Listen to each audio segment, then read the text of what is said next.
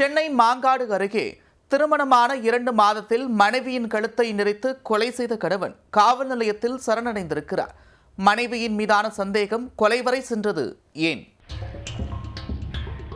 சென்னை அடுத்த மாங்காடு அருகே பரணிப்புத்தூரைச் சேர்ந்தவர் 51 வயதான ஸ்ரீதர்.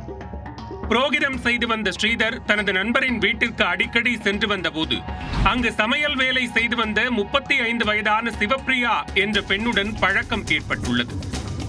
இருவரும் திருமணம் செய்து கொள்ளாமல் சில நாட்கள் வாழ்ந்துள்ளனர்.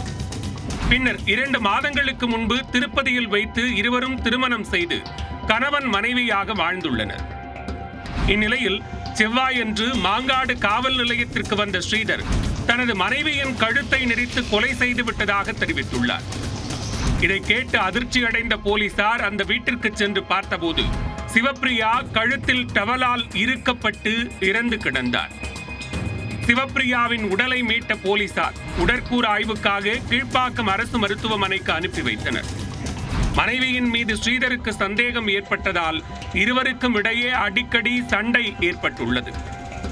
சம்பவத்தன்று இரவும் இருவருக்கும் இடையே தகராறு ஏற்பட ஆத்திரம் அடைந்த ஸ்ரீதர் டவலால் மனைவியின் கழுத்தை இறுக்கி கொலை செய்திருப்பதாக போலீசார் தெரிவித்துள்ளனர்.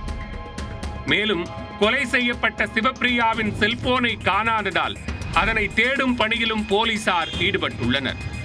திருமணமான 2 மாதங்களில் கணவனே மனைவியை கொலை செய்த சம்பவம் அப்பகுதியில் பெரும் பரபரப்பையும் சோகத்தையும் ஏற்படுத்தியுள்ளது.